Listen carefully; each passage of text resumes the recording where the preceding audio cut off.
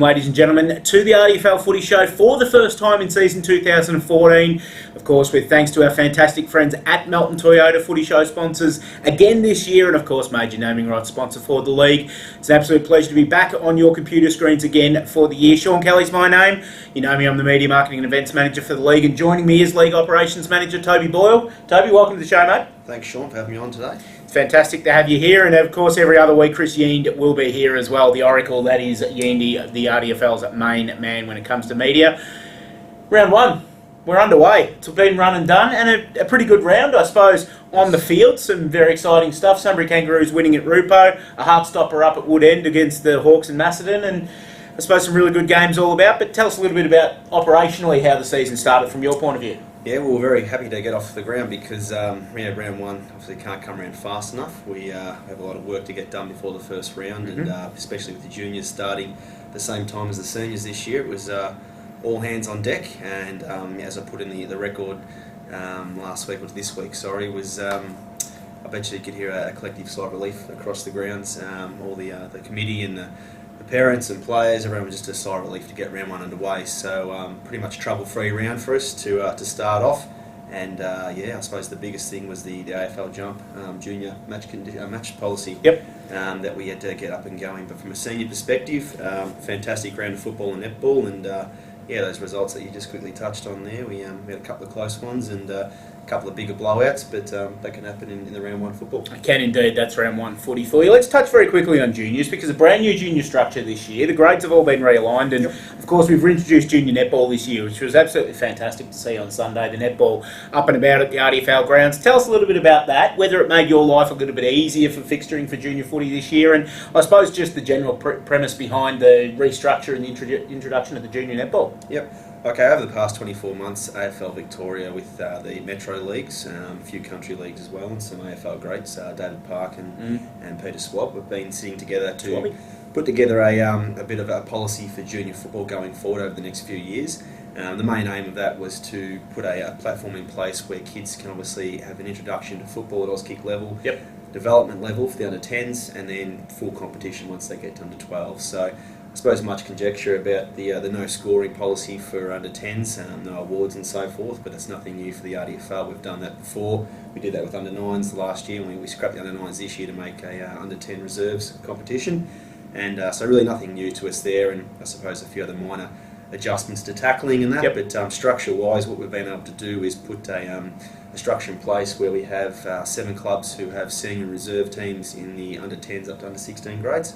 And then we have another division, the Beatson division, named after Rob Beatson, our JDO. The great man. Who we have the one team per age group from 10s up to 16s. And then the spillover clubs, such as Rupert's Wood and Gisborne, and have more players. We put them into a division called the Watson division, named after the great Charlie Watson.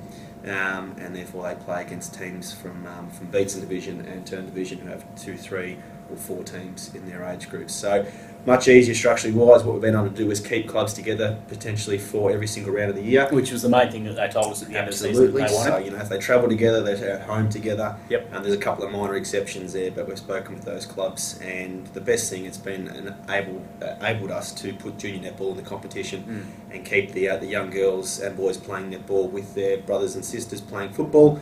We want to create a more of a family environment because it is a boutique league. The RDFL, it is half country, half metro, and we want that country feel to football, not only the seniors of a Saturday but the juniors of a Sunday. So a better structure hopefully going forward, and something that we can keep working on. And some fantastic work by netball staff, obviously netball director Kim Bailey, our netball manager Cara Murray, and our netball coordinator Rhiannon Banner to get that junior netball system up and running. Absolutely, they put in a lot of work over the off-season. Probably more than off-season. The last 12 months getting the junior netball up and going was fantastic. But the girls do their job, and Cara and Kim Cara and Rhiannon are paid. And Kim's obviously the voluntary position on the board, but that's their job to get this netball competition up and going. But what we really got help from was the clubs.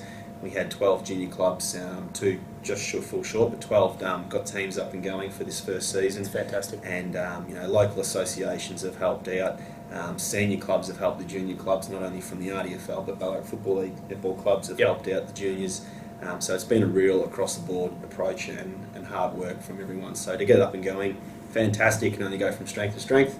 and really looking forward to making it a bigger and better competition throughout the year and into 2015. Well done to all of our junior clubs. Fantastic start to the season in both junior football and netball. Let's talk seniors. Let's look at round 2.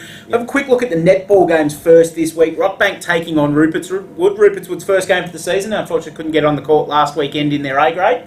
B season 19s went on and had strong wins, but they come up against a Rockbank team which on a wet court could be a bit of a danger game for them. Absolutely, yeah. I suppose the weather's come down on us the last couple of days. It has. And, look, I suppose we're an outdoor competition, so, wet weather, netball and football is on the cards throughout a winter competition. So, it could be, I suppose, Rupert's Wood, they've improved their netball side. As they expected over the first year last year to get a feel for how they were going and, obviously wanted to improve themselves. So, Rockbank will know their court very well. Yep. I suppose this will be a good test for Rupert's Wood. I suppose that, the home club always gets the upper hand to start with, and I suppose they'll see how they go last year. I'm not quite sure if Rupert's Wood played at Rockbank last year or not. They did on the NAIDOC day. They did too, that's right. So, yes, the girls are probably familiar with it, but wet weather It was another wet day that day as well. Wet weather will slow the match down a little bit, yeah. Will indeed. Speaking of Rockbank, the team they played last week, Melton Central's taking on Riddell this week up at Riddell. This is going to be a cracking game, of course.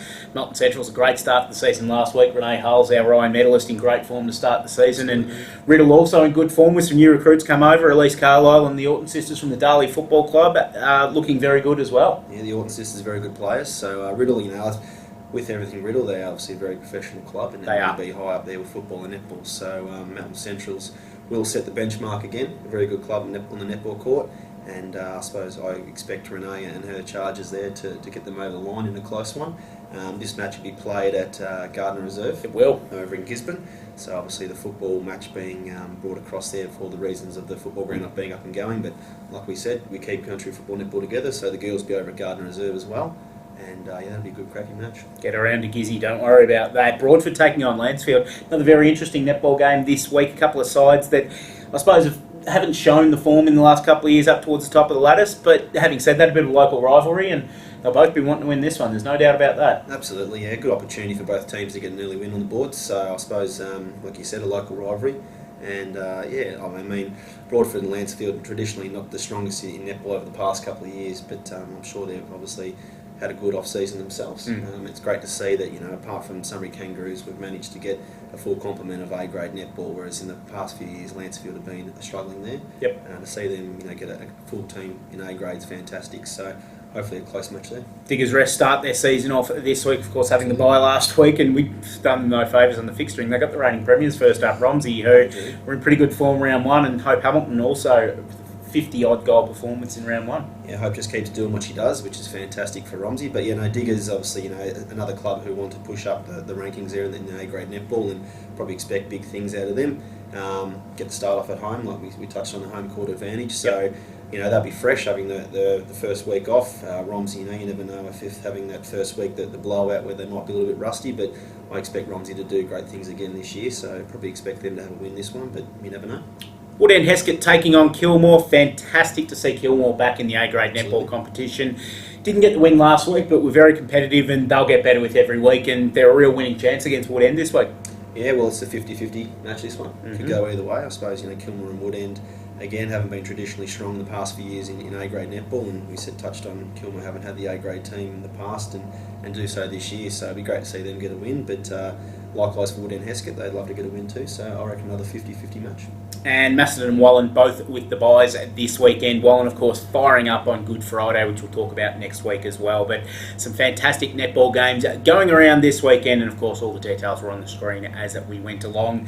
Let's talk footy, Toby. Yep. Some great games coming up this weekend. We'll go back to the top of that list and we'll talk about Rockbank versus Rupert's Wood. Rockbank are hungry for this one. They have gone out and publicly stated that Rupert's Wood embarrassed them on their NAIDOC day last year, and they want revenge. Rupert's Wood got stung in the first round. They got defeated by the Sunbury Kangaroos. They looked a little bit lacklustre going forward. The Brennan boys didn't have a great game. Little Mitchy Gaunt, he loves me calling him Little Mitchy Gaunt, roaming around across half forward, did a great job and tried to lift them, but just couldn't get them over the line. In the end, it was the pace of the Sunbury Kangaroos that got them over the line. Rockbank, coming off the loss last week, are they a chance? They are absolutely, and I suppose Rockbank, they expect big things out of themselves this year. I know Gav down there has been spruiking, that they're a good chance to make the finals. And I suppose last week wasn't the result they wanted. We spoke about Rupertswood being stung by the Kangaroos there. I would think Rockbank would have given themselves a shot against the Centrals. They would have. And didn't get the chocolates. So I think, this is a big match because, like we talk about in AFL football, to be 0-3 in the AFL is a long way to come back from. 0-2 in the RDFL, it's a bit of a, you're really pushing for that final spot. I know it's still early days, but you don't want to be 0-2 coming up against a good opposition the following week. Right. So heading into Easter, both these clubs will be really red hot to get a win here. I don't really think I could pick a win. I think Rupertswood were going to be a lot better than what I thought. Might have just been that round one blowout that they needed. But yeah, I suppose this is, for me, a 50-50 match and looks like it's going to be a good game too. You know the Rupertswood coach, Ben Jordan, very well. You've played a lot of football with him in the past. How would he have reacted to that round one loss when things kind of didn't go to plan? BJ, very, measured and very calm. He's not a rander and raver, and that he would have got the guys to just get to training, I suppose, and just focus on the job ahead because, he knows that obviously premierships aren't won in the early days and he expects big things from them as do we all. So he's pretty measured, BJ, and he'd have them, red hot, ready to go this week. So, I expect a much better performance out of Rupo. Yeah, it's going to be interesting. I reckon Riddell will get over the line in this one, basically because they need to. Riddell taking on the Melton Centrals. As we said, this game being played at Gardner Reserve in Gisborne. This is going to be a ripper. The reigning premiers off to a flyer in round one. Their recruits up and about. Big Paddy Karras was in good form in the ruck in round one. But they take on a Central side that like winning at this time of year. They've started the season well. They won their first 4 games last year and they've started seasons well in the past. And a bit of a two-pronged forward line now with James Aquilina down there joining Adam Fenton to help kick some goals. So teams aren't just Fenton-centric in their defence, which may help the Centrals out obviously a lot throughout the season, but really good test to see where they're at up against Riddell. Yep, no doubt that Centrals can kick a good score if they're given opportunities. So I reckon the midfield's where this is won. Centrals have a good day in the midfield. They can get the ball down to their dangerous forwards and can kick big scores. And, as you said, they start the season well. Riddell just kicked off, I picked up where they left off last year. Fantastic over at Lancefield. And you're basically just, a well-drilled machine and they'll keep ticking over. So, look, Melton Centrals could surprise, but I'm pretty confident that Riddell will get the job done here. Yeah, Riddell for mine as well. Broadford taking on Lancefield this week at the Harley Hammond Reserve. Both teams didn't get off to the start they would have wanted last week. Pretty heavy losses, unfortunately, for both sides, and both will be very, very keen to get on the winners list this week. Toby? Yeah, I think Broadford for mine in this one, only because I think they were, again, expecting a lot more than what they produced last week over at Romsey. I suppose that can happen when you may not be used to playing under lights, where the Romsey guys probably were a bit more, and they might have got the jump on them a little bit, and it's very hard to fight your way back when you get jumped on at the start. But I think they'd be smarting from that Broadford, and I expect them to, back at home, really step things up. And Lancefield, look, Shaun's obviously got them up and going this year, Shaun Tobias, but not me. I think obviously Lancefield just, over at Broadford smarting from last week, that might be just a little bit too strong for Lancefield, but don't write Lancefield off. And I'm actually going to go against you and tip Lancefield in this one because they had a fantastic end to the season last year. They were really up and about at the end of the year, and look, they were obviously playing with some pride. They played this game last year, obviously, as a season opener against Broadford, and the only difference between the two sides on that day was Barry Hall, who won't be there this week from all reports. So, look, I reckon Lancefield had a huge chance, and I reckon they'll take this one out this week. So, very much looking forward to seeing this one. Very much looking forward to seeing this next game as well. Diggers Rest v Romsey. Diggers Rest kick off their campaign, of course, a campaign of redemption for them, missing out by a couple of goals in the grand final last year. And much like their netballers, a pretty tough start for them against a Romsey side that have recruited well and that really played well last week. Yep, absolutely. I think Diggers are just going to be probably jumping out of their skins to get a go. Everyone else got that feeling last week of playing, and Diggers Rest wanted to, I suppose, get a win early days. I suppose they don't really. I think once you've lost the grand final, it's put in the past. I think if you're going to stew on it, it's really not going to do much for you. Especially with some personnel changes. Yeah, your current season. So look, I reckon they've just obviously moved on, and I hope they have, because obviously good club and a very exciting team to watch. Football wise when they're up and going. So. For me, this is match of the round. We don't really quite know with Diggers, a bit of personnel change, how they're going to go.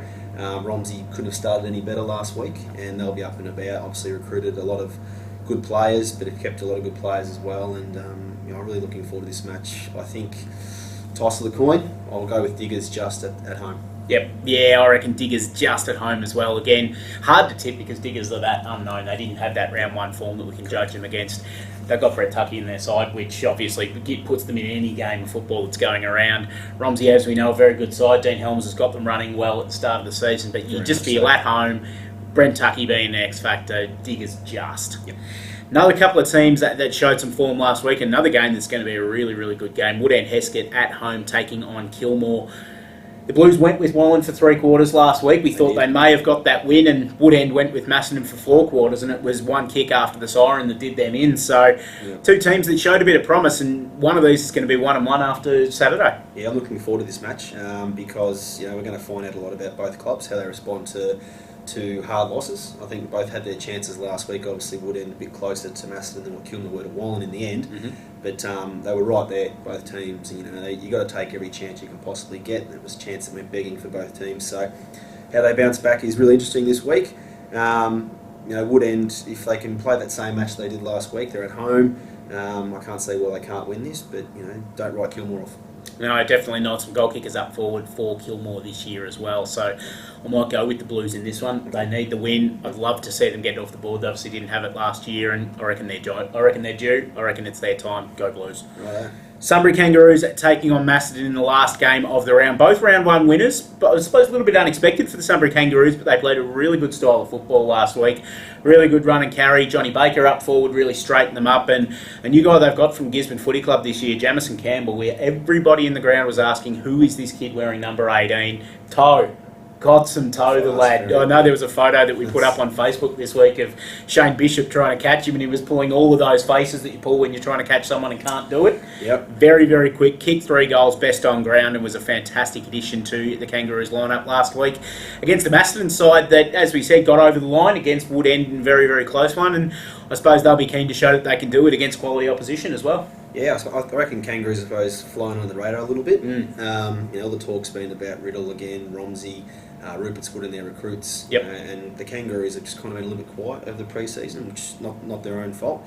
It's the way Meach would have wanted it, I dare say. Yeah, everyone's just supposed to been talking about the 3 Rs, and great start by the Kangaroos. I mean, I tipped Rupert's quick because I was expecting them to go off to a great start, but Kangaroos come out and we're a little bit too quick and slick, and I expect them at home to get the job done over Macedon. They want to probably continue on their great start last week, whereas Macedon probably a little bit sluggish, just getting the points over Woodend there. And I think Macedon, if they expect to make finals again this year, they really need to step it up.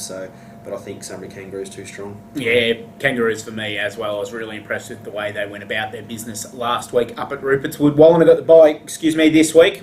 Gives them a chance to rest up because they've got a huge fixture next week. The only RDFL fixture in town next week. The Good Friday fixture up against Riddell at Wallen, which will be a huge game for the Magpies at home. Yep, I really commend Wallen for doing this. They spoke to us at the start of the year and said we love to have a Good Friday game. We just need, I suppose, to find an opponent. Congratulations to Riddell as well to putting their hand up because it's Easter time. People like to get away. We specifically didn't schedule any football or netball for this round. And so for both clubs to rustle up their members and players, supporters, and say that we're going to play a game on Good Friday is great. Not everyone's religious, and it's a great opportunity to do something for the weekend before we all head off and go have a holiday for a couple of days. So fantastic initiative by those two over at Wallen. I suppose it complements what we're trying to do with the league with highlighting fixtures, playing on Anzac Day, playing night matches. It really is to try and promote the league as best as possible, and this is a great start. And I know there'll be a certain assistant coach down at Riddell that will be very pleased with this because he's gone on record in the past as saying he hates Good Friday because you have to go and see family you don't like, you have to eat fish, which he doesn't like either, and it's just a boring day. So now BT can go to the footy, he can go down there with Riddell and he can enjoy his Good Friday. Whether you'll have a meat pie or some fish, I'm not quite sure what Wallen are going to serve up, but fish burgers on the barbie. Fish burgers, I wouldn't have thought. That'd be good. That'd be good. Bit of fish on the barbie, bit of flake. Don't know about that. I'm not much of a religious person myself, so I'd have pie, but looking forward to that match. Very much so. That is the first edition of the RDFL Footy Show done and dusted. We'll be back next week. It may not be the two of us. Indy's obviously very, very much champing at the bit to get behind the camera and talk to you, ladies and gentlemen. And we put him down to the reserves this week, but I've got a feeling a strong showing. We'll see him up in the seniors in no time at all. For Toby Boyle, Shaun Kelly's my name. Thank you for joining us this week, and we'll see you next week on the RDFL Footy Show. Cheers.